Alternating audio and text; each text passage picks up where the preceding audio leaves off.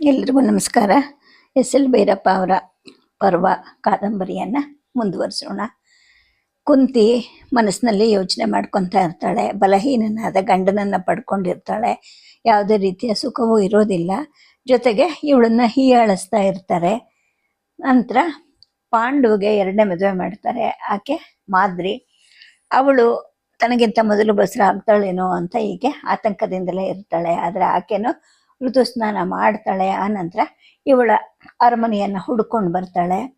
ಅಕ್ಕ, ನೀನು ಶ್ರೀಮಂತರ ಮಗಳು, ನಾನು ಕನ್ಯಾಶುಲ್ಕವನ್ನು ತಗೊಂಡು ಮದುವೆ ಮಾಡಿ ಕಳಿಸಿರೋ ಅಂಥವಳು. ನೀನು ನನ್ನನ್ನು ಕನಿಕರದಿಂದ ನಡೆಸ್ಕೊಳ್ಬೇಕು ಅಂತ ಹೇಳಿದಾಗ, ಕನಿಕರ ಯಾಕೆ ಬೇಕು ಅಂತ ನನಗೆ ನಾನೇ ಹೇಳ್ಕೊಂಡೆ. ಮನಸ್ಸು ತಡಿದೆ ಕೇಳು ಬಿಟ್ಟೆ. ಅಂದರೆ ಇದೆಲ್ಲ ಕುಂತಿಯ ಸ್ವಗತಗಳು. ನೀನು ಮುಟ್ಟಾದಿಯಂತಲ್ಲ ಅಂತ ಕುಂತಿ ಕೇಳ್ತಾಳೆ. ಇನ್ನೇನು ಮಾಡಲಿ, ನೀನಾಗ್ತಿಲ್ವಾ ಹಾಗೇನೆ ಅಂತ ಆಕೆ ಹೇಳ್ತಾಳೆ. 1 ತಿಂಗಳಿಗೇನೆ ಈಕೆ ಎಲ್ಲವನ್ನು ತಿಳ್ಕೊಂಡಿದ್ದಾಳೆ. ನನ್ನ ಹಾಗೆ ತನಗೆ ತಾನೇ ಮೋಸ ಮಾಡ್ಕೊತಾ ಇಲ್ಲ ಅಂತ ಕೂಡ ನನಗೆ ಅರ್ಥ ಆಯಿತು. ಇಬ್ಬರಲ್ಲೂ ದ್ವೇಷ ಅನ್ನೋದು ತಪ್ಪು ಹೋಯಿತು. ಹೊಟ್ಟೆ ಕಿಚ್ಚಿಗೆ ಅಲ್ಲಿ ಅವಕಾಶನೇ ಇಲ್ಲ. ಅವಳ ಊರು, ರಾಜ್ಯ, ಹುಟ್ಟಿದ್ದು ಬೆಳೆದಿದ್ದು ಮೊದಲಾಗಿ ಎಲ್ಲವನ್ನು ಆಕೆ ಹೇಳ್ಕೊಂಡ್ಲು. ನನ್ನ ತಂದೆ ತಾಯಿ ಮೊದಲಾಗಿ ವಿಚಾರಿಸಿದ್ಲು. ಅಕ್ಕ, ನಾನು ನೀನಾದರೂ ಆಗಾಗ ಕೂತು ಮಾತಾಡಬೇಕು, ಇಲ್ಲ ಅಂದರೆ ನನಗೆ ಯಾರು ದಿಕ್ಕು ಅಂತ ಅಂದ್ಲು. ಇದಾದ ಮರುದಿನ ಆತ ನನ್ನ ನಿವಾಸಕ್ಕೆ ಬಂದ. ಏನೋ ಒಂದು ವಿಜಯದ ದರ್ಪ ಆತನ ಮುಖದಲ್ಲಿತ್ತು. ಎಷ್ಟು ದಿನ ಆಯಿತು ಈ ಕುಂತಿ ನೆನಪು ಬಂದು ಅಂತ ನಾ ಕೇಳಿದೆ. ನಿನಗಿಂತ ಅವಳು ಹೆಣ್ಣು, ನೀನು ಹೇಗೆ ಹೆಣ್ಣಾಗಿ ಹುಟ್ಟಿದ್ಯೋ ನಾ ಬೇರೆ ಕಾಣೆ ಅಂತ ಅವನು ಛೇಡಿಸ್ದ. ಆದರೆ ಅವಳು ಮುಟ್ಟಾಗಿದ್ದಾಳಲ್ಲ ಅಂತ ನಾನಂದೆ. ಆತ ಕೂಡ ತಪ್ಪನ್ನು ನನ್ನ ಮೇಲೂ ಬರದಲ್ಲಿ ಸುಳ್ಳು ಹೇಳ್ತಾ ಇದ್ದಾನೆ, ತನಗೆ ತಾನೇ ಮೋಸ ಮಾಡ್ಕೊಳ್ತಾ ಇದ್ದಾನೆ ಅಂತ ಅನ್ನಿಸ್ತು. ಇದುವರೆಗೂ ನನ್ನಲ್ಲಿ ಆತನ ಬಗ್ಗೆ ಒಂದು ರೀತಿಯ ಮರಕೋ ಇತ್ತು. ಈಗ ಅದು ಹೋಗ್ಬಿಟ್ಟು ಸಂಪೂರ್ಣ ತಿರಸ್ಕಾರ ಹುಟ್ಟಿತು. ಮುಖ ನೋಡೋಕ್ಕೂ ಅಸಹ್ಯ ಅನ್ನಿಸ್ತು. ಬಿಲ್ಲಿನ ಚರ್ಮದ ಹುರಿ ಹೊಡೆದು ಕಪ್ಪಗೆ ಗಟ್ಟಿ ಕಟ್ಟಿದ ಕಲೆಯ ತುಂಬು ಭುಜ ಇತ್ತು. ಉಬ್ಬಿದ ಮಾಂಸಖಂಡದ ತೋಳಿತ್ತು. ದಿಟ್ಟಿಸಿ ಆತನ ಕಣ್ಣನ್ನೇ ನೋಡಿದೆ. ನನ್ನ ದೃಷ್ಟಿಯಲ್ಲಿ ಅಷ್ಟೊಂದು ಶಕ್ತಿ ಇದೆ ಅಂತ ನಂಗೆ ಅದುವರೆಗೂ ಗೊತ್ತೇ ಇರಲಿಲ್ಲ. ನಿಜ ತಿಳಿದಿರೋನು ಸುಳ್ಳುಗಾರನನ್ನು ಬರೀ ದೃಷ್ಟಿಯಲ್ಲೇ ಒಡೆದು ಇಲ್ಲವಾಗಿಸಬಹುದು ಅಂತ ನನಗೆ ಆವತ್ತು ಗೊತ್ತಾಯಿತು. ಅವನ ಕಣ್ಣುಗಳಲ್ಲಿ ಈರ್ಷೆ ತುಂಬಿತ್ತು. ಅನಂತರ ಸಿಟ್ಟು ಬಂತು ಅವನಿಗೆ. ಸೋತವನು ಗೆದ್ದವನ ಮೇಲೆ ಉರಿ ಹಾಯಿಸುವಂತಹ ನಿಸ್ಸಹಾಯಕ ಸಿಟ್ಟದು. ಆದರೆ ನಾನು ದೃಷ್ಟಿಯನ್ನು ಕದಲಿಸಲಿಲ್ಲ. ಅವನ ನೋಟನೆ ಕಂಪಿಸಕ್ಕೆ ಶುರು ಆಯಿತು. ಅವಳಲ್ಲ, ಇನ್ನು 4 ಜನ ಹೆಂಡ್ರನ್ನ ತಂದ್ರೂ ಕೂಡ ನಿನಗೆ ಮುಟ್ಟಿನ ರಕ್ತವನ್ನು ನಿಲ್ಸಕ್ಕೆ ಸಾಧ್ಯ ಆಗಲ್ಲ. ಒಂದೊಂದು ಸಲ ಆ ರಕ್ತ ನೆಲಕ್ಕೆ ಬಿದ್ದಾಗ್ಲೂ ನಿನ್ನ ಜನ್ಮ ಜನ್ಮಾಂತರಕ್ಕೂ ಪಾಪ ಸಂಚಯ ಆಗ್ತಾ ಇರುತ್ತೆ ಅಂತ ನಾನಂದೆ. ಅದನ್ನ ಮುಚ್ಚಿಕೊಂಡು ಹಿರಿ ಹೆಂಡತಿ ಕೈಲಿ ಸುಳ್ಳು ಹೇಳಕ್ಕೆ ಹೋಗ್ತಾ ಇದೆಯಲ್ಲ, ಅದು ಇನ್ನೂ ಅಷ್ಟು ಪಾಪ ಅಂತ ಅಂದೆ. ಈ ಮಾತು ಕೇಳ್ತಾ ಅವನ ನೋಟ ಕುಸಿಯಿತು. ನೆಲವನ್ನು ಕೊರೆದು ಅಡಗುಕೊಳ್ಳೋಕೆ ಅವನು ಹವಣಿಸ್ದಾಗ ಅನ್ನಿಸ್ತಾ ಇತ್ತು. ಮುಖ ಬೆವೆತು ಹಣೆ ಮೇಲೆ ಸಣ್ಣ ಹಣಿಗಳು ಕೂಡ ಮೂಡಿದ್ವು. ಕುತ್ತಿಗೆ ಮೇಲಿದ್ದ ತೆಳು ವಸ್ತ್ರ ಬೆವರಿಗೆ ಅಂಟುಕೊಂತು. ಆದರೆ ನಾನು ಎದ್ದು ಒರೆಸ್ಲಿಲ್ಲ. ಎದುರಿಗೆ ಕೂತ್ಕೊಂಡಿದ್ದೆ. ಬೆನ್ನು ಹುರಿಯನ್ನು ಕೂಡ ಸಡಿಲಿಸದೆ ಹಾಗೆ ಕೂತಿದ್ದೆ. ಆತ ಮತ್ತೆ ಮಾತಾಡಲಿಲ್ಲ. ಇಡೀ ಕೋಣೆ ಜಡದ ಮುದ್ದೆ ಆಗಿತ್ತು. ಕಿಟಕಿಯಿಂದ ಬರೋ ಬಿಸಿಲು, ಕೋಣೆಯಲ್ಲಿ ಹರಡಿದ್ದ ಸುಗಂಧ, ಇಬ್ರು ಕೂತಿದ್ದ ಮೆತ್ತನೆ ಹಾಸಿಗೆ ಎಲ್ಲವೂ ಗೆಡ್ಡೆ ಕಟ್ಟಿದ ಲೋಹದ ಥರ ಅನ್ನಿಸ್ತಿತ್ತು. ಆತ ಮೇಲಕ್ಕೆದ್ದ. ಧಡ ಧಡ ಧಡ ಅಂತ ಹೆಜ್ಜೆ ಹಾಕೊಂಡು ಹೊರಗಡೆ ಹೊರಟೆ ಹೋದ. ನನಗೆ ಮಾತ್ರ ಒಂದು ರೀತಿಯಲ್ಲಿ ಗೆದ್ದ ಭಾವನೆ ತುಂಬಿಬಿಟ್ಟಿತ್ತು. ಮರುದಿನ ಮಧ್ಯಾಹ್ನಕ್ಕೆ ಸುದ್ದಿ ಬಂತು. ಆ ದಿನ ಬೆಳಗ್ಗೆನೆ ಆತ ಅಶ್ವ, ರಥ, ಕಾಲಾಳುಗಳ ಪಡೆ ಜೊತೆಗೆ ದಿಗ್ವಿಜಯಕ್ಕೆ ಹೋದ ಅನ್ನೋ ವಿಷಯ ಗೊತ್ತಾಯಿತು. ಸುತ್ತಮುತ್ತ ಇರೋ ರಾಜ್ಯಗಳನ್ನು ಗೆದ್ದು, ಕಾಡು ಜನರನ್ನು ಓಡಿಸಿ, ಕುರುನಾಡನ್ನು ವಿಸ್ತರಿಸಿ, ಸ್ವರ್ಗದಲ್ಲಿರುವ ಕುರುಪಿತೃಗಳಿಗೆ ಆನಂದ ಉಂಟು ಮಾಡೋ ಸಲುವಾಗಿ ಕ್ಷತ್ರಿಯೋಚಿತವಾದಂತಹ ವೀರ್ಯ ವಿಜೃಂಭಣೆಗೆ ಹೋದ ಅಂತ ಗೊತ್ತಾಯಿತು.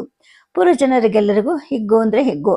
ತಮ್ಮ ಊರಿನ ಕೀರ್ತಿ ಮೆರೆಯುತ್ತೆ, ತಮ್ಮ ರಾಜ್ಯದ ಎಲ್ಲೆ ಅರಳುತ್ತೆ ಅಂತ ಹೇಳ್ಬಿಟ್ಟು ಭೀಷ್ಮ ಕೂಡ ಅವನಿಗೆ ತಲೆ ಸವರಿ ಬೆನ್ನು ತಟ್ಟಿ ತಬ್ಬಿ ಆಶೀರ್ವಾದ ಮಾಡಿದ್ನಂತೆ. ಮಂತ್ರಿಗಳು, ಮಾಗಧರು, ಸೂತರು ಸುತ್ತುವರೆದಿದ್ರಂತೆ.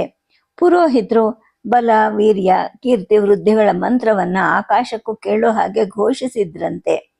ಯುವರಾಜ ದಿಗ್ವಿಜಯಕ್ಕೆ ಹೊರಟಾಗ ಅವನ ಅರಸಿಯರು ಮಾತ್ರ ಹೊರಗಡೆ ಬರಲೇ ಇಲ್ಲ ಅಂತ ಕೆಲವರು ಆಕ್ಷೇಪಣೆ ಮಾಡಿದ್ರಂತೆ. ಇನ್ನು ಕೆಲವರು ಇನ್ನು ಇವ್ರಿಗೆ ಹೊಸ ಪ್ರಾಯ, ಗಂಡ ಈಗಲೇ ತಮ್ಮನ್ನ ಆಗಲೇ ಯುದ್ಧಕ್ಕೆ ಹೋಗೋದು ಅವ್ರಿಗೆ ಇಷ್ಟ ಇಲ್ಲ ಅಂತ ಕಾಣುತ್ತೆ ಅಂತ ಕೆಲವ್ರು ಮಾತಾಡ್ಕೊಂಡ್ರಂತೆ. ಇದು ಕ್ಷತ್ರಿಯೋಚಿತ ರೀತಿಯ ಅಲ್ಲ ಅಂತ ಹೇಳ್ಬಿಟ್ಟು ಇತರರು ನಮ್ಮನ್ನ, ವಿಶೇಷವಾಗಿ ನನ್ನನ್ನ ಆಡ್ಕೊಂಡ್ರಂತೆ. ದಿಗ್ವಿಜಯ ಸುಮಾರು 6 ಚಾಂದ್ರಮಾಸಗಳು ನಡೆಯಿತು. ಒಂದು ಕಾಡು ನಮ್ಮ ವಶ ಆಯ್ತಂತೆ. ಅದರ ವಾಸಿಗಳು ಹೆದರಿ ಕಾಲ್ ತೆಗೆದ್ರಂತೆ. ಇನ್ನೊಂದು ನೆರೆ ರಾಜ್ಯದ ಅರಸು ಸೋತು ಹೊಳೆಯಿಂದೀಚೆಗೆ ತನ್ನ ಅಧಿಕಾರ ಇಲ್ಲ ಅಂತ ಕೂಡ ಒಪ್ಕೊಂಡಂತೆ. ಅವನು ಒಪ್ಪಿಸಿದ ಕುದುರೆ, ರಥ, ಆಭರಣಗಳು ಹಸ್ತಿನಾವತಿಗೆ ಬಂದವು. ಪುರಜನರು ಮೆರವಣಿಗೆ ಮಾಡಿ ಅವನ್ನ ಸ್ವಾಗತ ಮಾಡಿದ್ರು. ಮತ್ತೊಂದು ಕಡೆ ಗುಡ್ಡಗಾಡಿನ ಜನರು ಸೋತು 100 ಕಂಬಳಿಯನ್ನ ಕೊಟ್ರಂತೆ. ಕುರುನಾಡಿನ ವೀರ್ಯದ ಕೀರ್ತಿ ಆರ್ಯಾವರ್ತದೆಲ್ಲ ಹರಡ್ತಾ ಇದೆಯಂತೆ. ಪಾಂಡುರಾಜ ದಿಗ್ವಿಜಯ ಮಾಡ್ತಾ ಹೊರಗಡೆನೆ ಸುತ್ತುವರಿತಾ ಇದ್ದಾನೆ. ಮಧ್ಯೆ ಒಂದು ದಿನ ಕೂಡ ಊರಿಗೆ ಬಂದು ಹೋಗಿಲ್ಲ ಅವನು. ಕುದುರೆ ಹತ್ತಿ ವೇಗವಾಗಿ ಹೊರಟ್ರೆ ಒಂದು ಹಗಲಲ್ಲಿ ಮುಟ್ಟಬಹುದಾದಷ್ಟು ದೂರದಲ್ಲಿ ಮಾತ್ರ ಅವನಿದ್ದಿದ್ದು. ಆದ್ರೂ ಅವನು ಬಂದಿಲ್ಲ. ಅವನ ರಥದ ಹಿಂದೆನೆ 10 ಜನ ಸುಂದರಿ ದಾಸಿಯರಿದ್ದಾರಂತೆ. ಸೋತ ದೊರೆಗಳು ತಮ್ಮ ತಮ್ಮ ಹಿಡುವಳಿಯ 2 ಅಥವಾ 3 ಅಥವಾ 4 ಯುವತಿಯರನ್ನ ಕಾಣಿಕೆಯಾಗಿ ಒಪ್ಪಿಸ್ತಾ ಇದ್ದಾರಂತೆ. ಯುವರಾಜನಿಗೆ ಹೆಂಡರನ್ನ ನೆನೆಸ್ಕೊಂಡು ಊರಿಗೆ ಬರುವ ಅಗತ್ಯ ಏನು ಅಂತ ಪುರುಜನರು ಹೆಮ್ಮೆಯಿಂದಲೇ ಮಾತಾಡ್ಕೊಳ್ತಾ ಇದ್ರು. ಅರಮನೆ ದಾಸಿಯರಿಂದ ಮತ್ತು ಸಖಿಯರಿಂದ ನನಗೆ ಈ ವಿಷಯ ಮುಟ್ತಾ ಇತ್ತು. ಈ ಕಡೆ ಬಡಗಣಕ್ಕೆ ಹಿಮಪರ್ವತದ ಗಂಗಾದ್ವಾರದ ಆಚೆಗೆ ಒಬ್ಬ ಗಂಧರ್ವನನ್ನ ಸೋಲಿಸಿ ಯುವರಾಜ ಹಾಡು, ಕುಣಿತ, ಅಲಂಕಾರಗಳಲ್ಲಿ ಚತುರಿಯರಾದಂತಹ 5 ಜನ ಗಂಧರ್ವ ಸುಂದರಿಯರನ್ನ ಪಡೆದ್ರಂತೆ. ಜೊತೆಗೆ ಅಪ್ಪಟ ಕೆಂಪು ಆಡಿನ ಉಣ್ಣೆಯ ಚಿತ್ರ ವಿಚಿತ್ರದ ಕಸೂತಿಯ 10 ತೆಳುಗೊಂಬಳಿಗಳು ಕೂಡ ಬಂದುವಂತೆ. ಇವೆಲ್ಲ ಸುದ್ದಿಗಳು ಬರ್ತಾನೆ ಇದ್ವು. ಮಾದ್ರಿ ದಿನ ನನ್ನ ಹತ್ರಕ್ಕೆ ಬರ್ತಾ ಇದ್ಲು.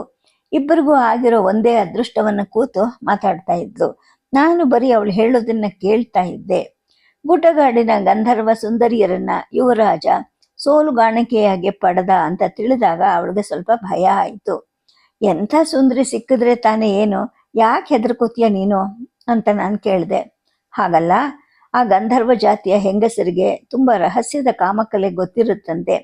ಮನಸ್ಸಿಲ್ಲದ ಗಂಡಸರನ್ನು ಕೂಡ ಪ್ರಚೋದನೆ ಮಾಡಿ ಹೆದೆ ಏರಿಸಿ ಸಿದ್ಧಗೊಳಿಸಿದ ಬಿಲ್ಲಿನ ಹಾಗೆ ಮಾಡ್ತಾರಂತೆ ಅಂತ ಆಕೆ ಅಂದ್ಲು. ಬಿಲ್ಲಿನಲ್ಲಿ ಸಹಜ ಶಕ್ತಿ ಇಲ್ಲದೆ ಇದ್ರೆ ಹೆದೆ ಏನ್ ಮಾಡುತ್ತೆ ಅಂತ ನಾನಂದೆ.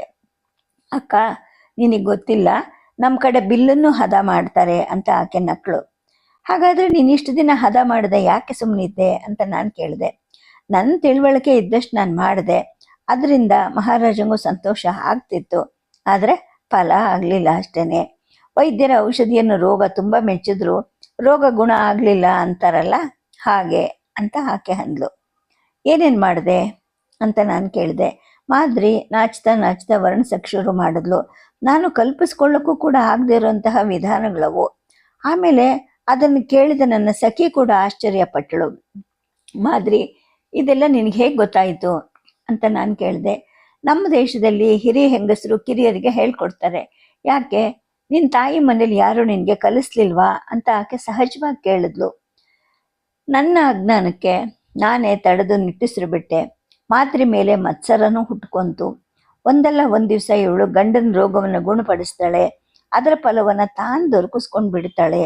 ನನಗಿಂತ ಮೊದಲೇ ಬಸರಾಗಿ ಗಂಡು ಮಗು ಹೆತ್ತು ನನ್ನ ಪಟ್ಟಮಹಿಷಿಯ ಪದವನ್ನು ಸುಲಭವಾಗಿ ತಗೊಂಡ್ಬಿಡ್ತಾಳ ಅನ್ನಿಸ್ತು. ಉಪಾಯದಿಂದ ಅವಳನ್ನು ಬಿಡಿಸಿ ಬಿಡಿಸಿ ಕೇಳಿದೆ. ತನಗೆ ತಿಳಿದಿದ್ದೆಲ್ಲವನ್ನೂ ಆಕೆ ಹೇಳ್ತಾ ಹೋದ್ಲು. ಆ ದಿನದಿಂದ ನಾವಿಬ್ರು ಏಕಾಂತದಲ್ಲಿ ಕೂತ್ಕೊಳ್ಳೋದು, ಅವಳು ಗುರುವಾಗಿ ಮಾತಿಗೆ ತೊಡಗೋದು, ನಾನು ಅದನ್ನೆಲ್ಲ ಕಲ್ಪಿಸ್ಕೊಂಡು ಗ್ರಹಿಸೋದು. ಶಂಡ ಗಂಡನ ಜೊತೆ ಇರೋ ಯಾವ ಹೆಂಗಸಿಗೆ ತಾನೇ ಹಿಂಸೆ ಇರೋದಿಲ್ಲ. ಆದ್ರೆ ಮಾದ್ರಿಯಿಂದ ಕಲೆಗಳನ್ನು ಕೇಳಿ ತಿಳಿದ ಮೇಲೆ ನಿಂತಲ್ಲಿ ಕೂತಲ್ಲಿ ಉದ್ರಿಕ್ತಳಾಗಿ ಹುಚ್ಚು ಹಿಡಿದವಳಂಗಾದೆ. ಕೊನೆಗೆ ಆ ಸುಂದರ ಕಾಯ್ದ ತರುಣ ಯುವರಾಜನ ಚಿತ್ರ ಮನಸ್ಸಿನಿಂದ ಮರೆ ಆಯಿತು.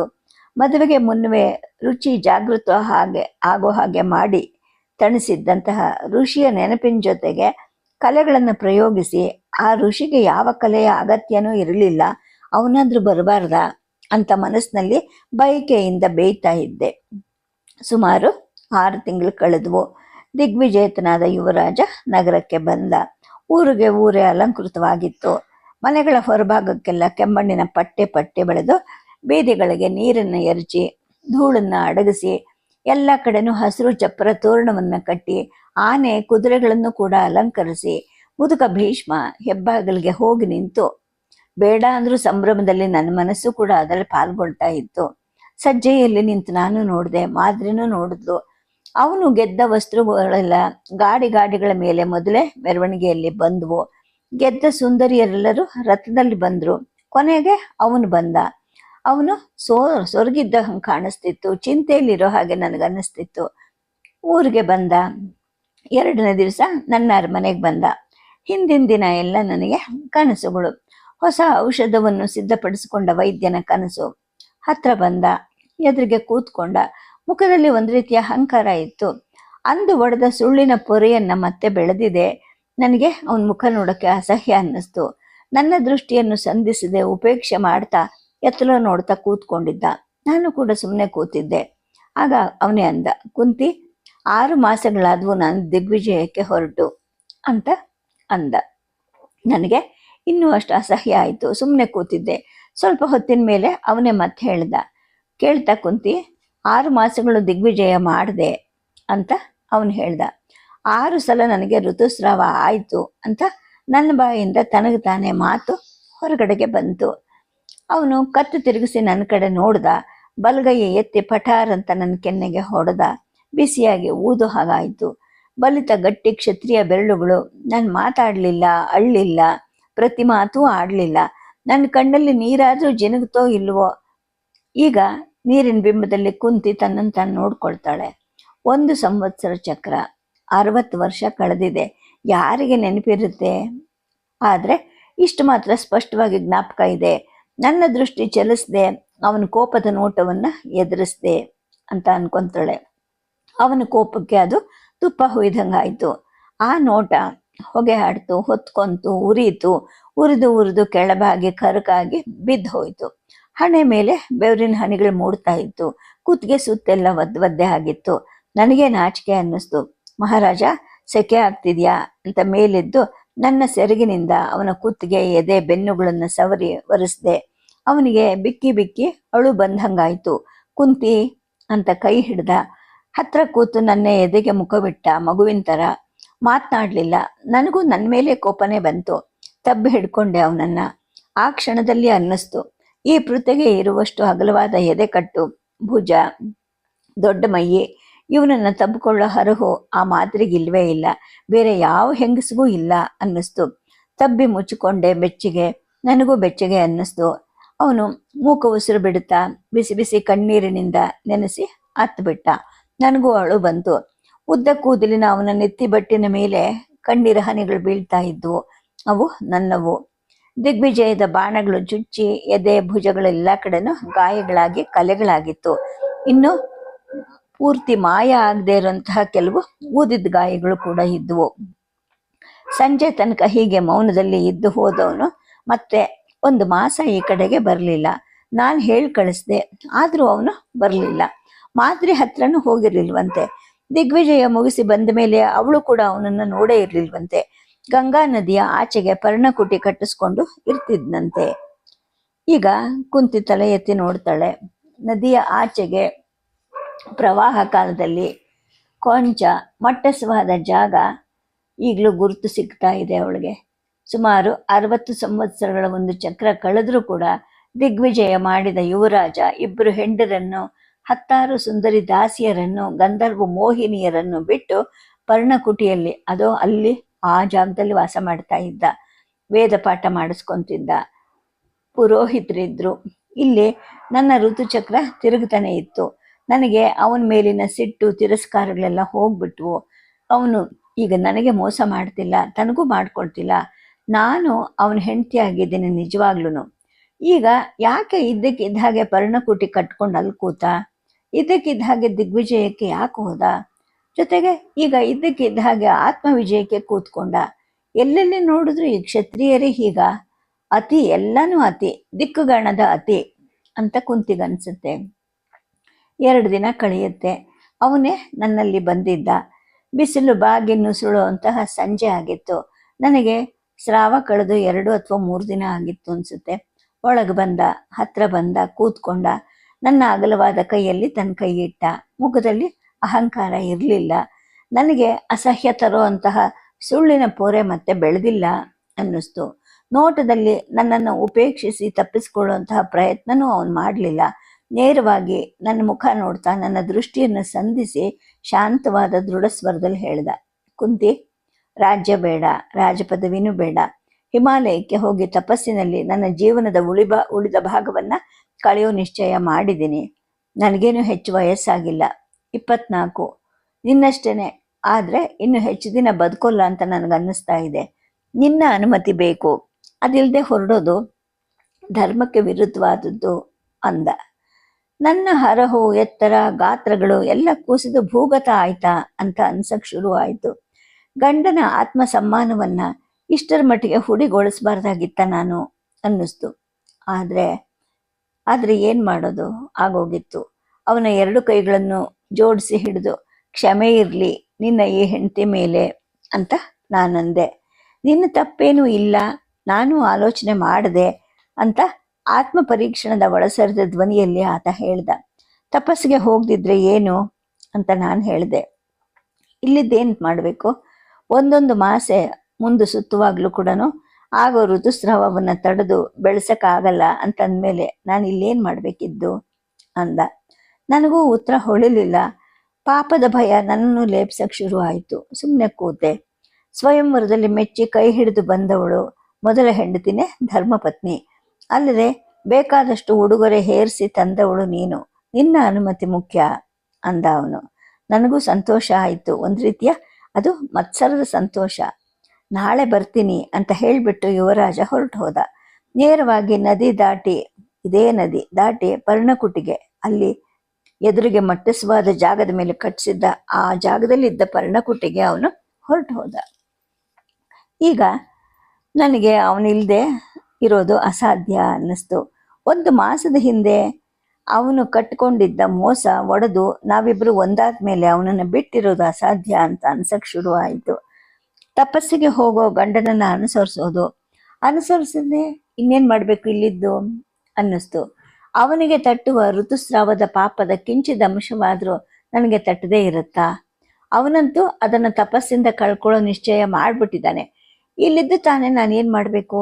ಒಂದೊಂದು ಮಾಸ ಮುಂದೆ ಸುತ್ತುವಾಗಲೂ ಆಗೋ ಸ್ರಾವವನ್ನು ತಡೆದು ಬೆಳೆಸೋಕ್ಕಾಗಲ್ಲ ಅಂತಂದಮೇಲೆ ನಾನು ಸ್ವಲ್ಪ ತಪಸ್ಸು ಮಾಡಿ, ತಪಸ್ಸು ಅಂದ್ರೇನು ನನಗೆ ಪೂರ್ತಿ ಗೊತ್ತೇ ಇಲ್ಲ. ಆದರೆ ಪಾಪದ ಭಯ ಮಾತ್ರ ಮನಸ್ಸನ್ನು ಹಿಡಿದು ಬಿಟ್ಟಿತ್ತು. ನನ್ನ ಊರಿಗೆ ಹೊರಟು ಹೋಗೋದು ಅಥವಾ ಇಲ್ಲೇ ಇರೋ ವಿಚಾರಗಳಿಗಿಂತ ಅವನ ಜೊತೆ ಹೋಗೋ ಚಿತ್ರನೇ ಕಣ್ಣು ಮುಂದೆ ಸುಳಿದು ನಿಲ್ತಿದ್ದು. ತನ್ನೂರಿಗೂ ಹೋಗೋದು ಬೇಡ, ಇಲ್ಲೂ ಇರೋದು ಬೇಡ, ಅವನ ಜೊತೆ ಹೊರಟೋಗೋದು ಅನ್ನಿಸ್ತು. ಮರುದಿನ ಅವನು ಬಂದಾಗ ನನ್ನ ಮನಸ್ಸನ್ನು ಹೇಳಿದೆ. ಅವನು ಹೇಳ್ದ, ಕುಂತಿ, ನೀನು ರಾಜ್ಕುಮಾರಿ, ಅದು ಕಷ್ಟದ ಜೀವನ ಅಂತೆಲ್ಲ ಹೇಳ್ದ. ಸಾಧಾರಣವಾಗಿ ಹೆಂಡತಿಯರಿಗೆ ಗಂಡಂದ್ರು ಹೇಳೋ ಮಾತುಗಳೇ ಇವು. ಆದರೆ ನನ್ನ ನಿಶ್ಚಯದಿಂದ ಅವನ ಮುಖದ ಮೇಲೆ ಏನೋ ಒಂದು ರೀತಿಯ ಸಮಾಧಾನನೂ ಕಾಣಿಸ್ತು ನನಗೆ. ನೀನು ಬರಬೇಡ ಅಂದಿದ್ದು ಉಪಚಾರನೋ ಅಥವಾ ಹಾಗೆ ಹೇಳಿದ ತಕ್ಷಣ ಒಪ್ಪಿಕೊಂಡ್ರೆ ತನ್ನ ಗಂಡಸ್ತನಕ್ಕೆ ಕಡಿಮೆ ಅಂತ ಅವನು ಭಾವಿಸಿದ್ನ ಅಂತ ನನಗನ್ನಿಸ್ತು. ಜೊತೆಗೆ ನಂಗೆ ಸಿಟ್ಟು ಬರೋಕ್ಕೆ ಶುರು ಆಯಿತು. ಮಾದ್ರಿನೂ ನಮ್ಮ ಜೊತೆಗೆ ಹೊರಟ್ಲು. ನಿನಗೆ ಯಾಕೆ ತಪೋಜೀವಿಗಳ ಕಷ್ಟ, ನೀನು ಸುಕುಮಾರಿ ಅಂತ ನಾನು ಅವಳ ಮನಸ್ಸನ್ನು ತಿರುಗಿಸೋ ಪ್ರಯತ್ನ ಮಾಡಿದೆ. ಇಲ್ಲಿದ್ದು ನಾನೇನು ಮಾಡೋದು, ಇರೋದಾದರೂ ಹೇಗೆ ಅಕ್ಕ ಅಂದ್ಲು. ಕೊನೆಗೆ ಬಾಯಿ ತೆರೆದು ಹೇಳೇ ಬಿಟ್ಲು. ಅಕ್ಕ, ಗಾಡಿಗಟ್ಲೆ ಉಡುಗೊರೆ ಹೊರಿಸಿಕೊಂಡು ಬಂದ ನೀನೇ ಹೊರಟಿದ್ಯಾ. ಗಾಡಿಗಟ್ಲೆ ಕನ್ಯಾಶುಲ್ಕ ಕೊಟ್ಟು ತಂದ ನಾನು ಇಲ್ಲಿ ಉಳ್ಕೊಂಡ್ರೆ ಜನ ಏನಂತಾರಕ್ಕ ಅಂದ್ಲು. ನನಗೆ ಅವಳ ಮೇಲೆ ಕನಿಕರ ಅನ್ನಿಸ್ತು. ಬಲಗೈಯಿಂದ ಬಳಸಿ ಅವಳನ್ನು ತಬ್ಬಿಕೊಂಡೆ. ಕತ್ತು ಬಗ್ಗಿಸಿ ಅವಳು ಕಣ್ಣೀರು ಹಾಕಿದ್ಲು. ಮಾಟವಾದ ಮೈಕಟ್ಟು, ಸೋತು ಗೆಲ್ಲೋ ಮುಖದ ಮೃದು ಲಕ್ಷಣ, ಕಣ್ಣಿನಲ್ಲಿ ಜಿನಿಗಿ, ರೆಪ್ಪೆ ಕೂದಲಿನ ಸಂಧಿಗಳಲ್ಲೆಲ್ಲ ತುಂತುರು ನಿಂತ ಕಪ್ಪು ಹೊಳಪು ಅವಳನ್ನು ಇನ್ನೂ ಆಕರ್ಷಕವಾಗಿ ಮಾಡಿತ್ತು. ಅವಳನ್ನು ಬಿಗಿಯಾಗಿ ತಬ್ಬಿಕೊಂಡೆ. ಅಕ್ಕ, ಯುವರಾಜ ಪೂರ್ತಿ ನಿನ್ನ ವಶದಲ್ಲಿದ್ದಾನೆ. ನಿನ್ನನ್ನು ಕೇಳಿದೆ ಅವನೇನು ಮಾಡಲ್ಲ ಅಂತ ನನಗನ್ಸುತ್ತೆ. ನನ್ನನ್ನು ಕರ್ಕೊಂಡು ಹೋಗೋಕೆ ಅಲ್ಲ, ನೀನು ಕರ್ಕೊಂಡು ಹೋಗು ನನ್ನನ್ನು ಅಂತ ಮತ್ತೆ ಅಂದ್ಲು. ಅದು ನಿನಗೆ ಹೇಗೆ ಗೊತ್ತು ಅಂತ ನಾನಂದೆ. ಅಕ್ಕ, ಅಷ್ಟು ಗೊತ್ತಾಗಲ್ವ ನನಗೆ ಅಂತ ಆಕೆ ಅಂದ್ಲು. ತಪಸ್ಸಿಗೆ ಹೊರಟಿದ್ರಿಂದ ತುಂಬ ಚಿಂತೆಯಾಗಿದ್ದು ಭೀಷ್ಮನಿಗೆ. ದಿಗ್ವಿಜಯ ಮಾಡಿದಂತಹ ಮುಂದೆ ಇನ್ನು ವಿಸ್ತೃತ ದಿಗ್ವಿಜಯ ಯಾಗಾದಿಗಳನ್ನು ಮಾಡಿ ಕುರುಕುಲದ ಕೀರ್ತಿಯನ್ನು ಮೆರೆಸಬಲ್ಲಂತಹ ರಾಜ ಹೀಗೆ ರಾಜ್ಯ ಬಿಟ್ಟು ಹೊರಟು ನಿಂತಿರುವಾಗ ರಾಜ್ಯದ ಭಾರ ಹೊತ್ತ ಮುದುಕ ದೊಡ್ಡಪ್ಪನಿಗೆ ಚಿಂತೆ ಆಗೋದು ಸಹಜನೇ ಅಲ್ವಾ? ಆದರೆ ಮಗ ಗಟ್ಟಿಯಾಗಿ ಪಟ್ಟು ಹಿಡಿದಿದ್ದಾನೆ. ದೊಡ್ಡಪ್ಪ ಮತ್ತು ಮಗನಲ್ಲಿ ಚರ್ಚೆ ಶುರು ಆಯಿತು. ನಾನೇನು ಆಜೀವ ಪರ್ಯಂತ ಹೋಗಲ್ಲ ದೊಡ್ಡಪ್ಪ. ಅಲ್ಲಿ ಸಿದ್ಧರಿದ್ದಾರೆ, ಸಾಧುಗಳಿದ್ದಾರೆ, ವಿಶೇಷ ಮೂಲಿಕೆಗಳ ಆಗರ ಅದು. ಮಹಾ ವೈದ್ಯ ರಹಸ್ಯಗಳನ್ನು ಬಲ್ಲ ಯೋಗಿಗಳಿದ್ದಾರೆ. ಮಕ್ಕಳನ್ನ ಪಡ್ಕೊಂಡು ಹಿಂತಿರುಗ್ತೀನಿ ನಾನು. ಅಲ್ಲಿವರೆಗೂ ರಾಜ್ಯದ ಹೊರೆಯನ್ನು ನೀನು ಹೊತ್ತಿರು ಅಂತ ಮಗ ವಾದಿಸ್ದ. ದೊಡ್ಡಪ್ಪ ಈಗ ಒಪ್ಪಲೇಬೇಕಾಯಿತು. ನಮ್ಮ ಪಾಂಡುರಾಜನ ಅಣ್ಣ ಧೃತರಾಷ್ಟ್ರ ಕೂಡ ಒಪ್ಪಬೇಕಾಯಿತು. ಇದೇ ದುರ್ಯೋಧನನ ಅಪ್ಪ ಆ ಧೃತರಾಷ್ಟ್ರ. ಆಗ ತಮ್ಮನ ಹತ್ರ ಬಂದು ತಡುಕಿ ಕೈ ಹಿಡಿದು ನನ್ನೆದುರಿಗೇನೆ ಕುರುಡು ಕಣ್ಣಲ್ಲಿ ನೀರು ಸುರಿಸುತ್ತಾ ಅವನು ಹೇಳಿದ್ದ, ನೀನು ಹೊರಟೋದ್ರೆ ರಾಜ್ಯದ ಗತಿ ಏನು, ನನ್ನ ಗತಿ ಏನು? ಕುರುಕುಲದ ಭಾರ ಎಲ್ಲ ನಿನ್ನ ಮೇಲಿದೆ. ಹೊರಟೇ ಇದ್ದೀಯಾ, ಹಾಗಾಗಿ ನಾನು ಅಡ್ಡ ನಿಲ್ಲೋದಿಲ್ಲ, ಬೇಗ ಹಿಂತಿರುಗ್ಬಿಡು ಅಂತ ಹೇಳ್ದ. ತಮ್ಮನಿಗಿಂತ ಈ ಅಣ್ಣ 10-15 ದಿನಕ್ಕೆ ದೊಡ್ಡವನಂತೆ. ಇನ್ನು ಅತ್ತೆಯವರಿಗೂ ಅಜ್ಜಿಗೂ ನನಗೂ ಹೆಚ್ಚು ಸಂಪರ್ಕನೇ ಇರಲಿಲ್ಲ. ಅಜ್ಜಿ ಸತ್ಯವತಿ ತನ್ನದೇ ಮನೆಯಲ್ಲಿದ್ದರೂ ಕೂಡ ಯಾರ ಜೊತೆಲೂ ಸೇರ್ತಿರ್ಲಿಲ್ಲ. ತಾನಾಯಿತು, ತನ್ನ ಧ್ಯಾನ ಆಯಿತು. ಆಕೆಗೆ ಅದನ್ನು ಧ್ಯಾನ ಅನ್ಬೇಕೋ ತಪಸ್ಸು ಅನ್ಬೇಕೋ ಗೊತ್ತಿಲ್ಲ. ಮೊದಲು ಆಕೆ ಮೀನುಗಾರ ಹೆಣ್ಣಂತೆ. ಈಗ ನಿಜವಾದ ಕ್ಷತ್ರಿಯ ವಿಧವೆಗಿಂತ ಹೆಚ್ಚಾಗಿ ಪಾರಮಾರ್ಥದ ಕಡೆಗೆ ಆಕೆ ತಿರುಗಿದಾಳೆ. ಮತ್ತೆ ಅಂಬಾಲಿಕೆ ಮತ್ತು ಧೃತರಾಷ್ಟ್ರನ ತಾಯಿ ಅಂಬಿಕೆ ಅವರು ಕೂಡ ಅಷ್ಟೇ. ತಮ್ಮ ಅತ್ತೆಯದೇ ಮಾರ್ಗ, ಅವರದೇ ಸಾನ್ನಿಧ್ಯ, ಸದಾ ಅವ್ರ ಸೇವೆಯಲ್ಲಿರ್ತಾರೆ. ಗೃಹ ಕೃತ್ಯದಲ್ಲೂ ಅವ್ರಿಗೆ ಮನಸ್ಸಿಲ್ಲ. ಸೊಸೆಯರನ್ನು ಕೂಡ ಹೆಚ್ಚು ಮಾತಾಡಿಸ್ತಿರ್ಲಿಲ್ಲ, ಸದಾ ನಿವೃತ್ತರವರು. ಮಗ ತಪಸ್ಸಿಗೆ ಹೊರಟಿದ್ ಕೇಳಿ ಯಾರೂ ಖಿನ್ನರಾಗೋದಿಲ್ಲ. ಆದರೆ ಮುಂದೆ ರಾಜ್ಯಕ್ಕೆ ದಿಕ್ಕಿಲ್ವಲ್ಲ ಅಂತ ವ್ಯಥೆ ಪಟ್ರು. ಜೊತೆಯಲ್ಲಿ ಹೆಂಡತಿಯರು ಹೋಗ್ತಾರೆ, ಅಲ್ಲಿ ವೈದ್ಯರು, ವೈದ್ಯ ಮೂಲಿಕೆಗಳು ಇವೆ ಅನ್ನೋದನ್ನೆಲ್ಲ ಕೇಳಿ ಅವರು ಸಮಾಧಾನ ಪಟ್ಕೊಂಡ್ರು. ಇನ್ನು ನಾವು ಹೊರಟು ನಿಂತಾಗ ಪುರಜನರಿಗೆಲ್ಲ ಶೋಕ.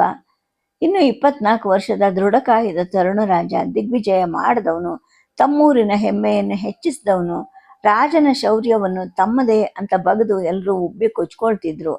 ಇನ್ನು ಮುಂದೆ ಬೇರೆ ಯಾರಾದರೂ ಬಂದು ತಮ್ಮ ಊರನ್ನ ಗೆದ್ರೆ ತಮ್ಮ ಹೆಮ್ಮೆ ಹಾಳಾಗತ್ತಲ್ಲ, ಬೇಗ ಹಿಂತಿರುಗಿ ಬನ್ನಿ ಅಂತ ಹೇಳ್ಬಿಟ್ಟು ಎಲ್ಲರೂ ನಮ್ಮನ್ನು ಹರಿಸಿ ನದಿ ದಾಟೋ ತನಕ ಬಂದು ಕಳಿಸ್ಕೊಟ್ರು. ಬೇಗ ಹಿಂತಿರುಗಿ ಬಂದು ಮತ್ತೆ ವಿಶಾಲ ದಿಗ್ವಿಜಯನ್ನ ಮಾಡಿ ಅಂತ ಕೂಡ ಅವರೆಲ್ಲರೂ ಕೇಳ್ಕೊಂಡ್ರು. ಸದ್ಯಕ್ಕೆ ಕಥೆಯನ್ನು ನಿಲ್ಲಿಸಿರ್ತೀನಿ. ನಮಸ್ಕಾರ.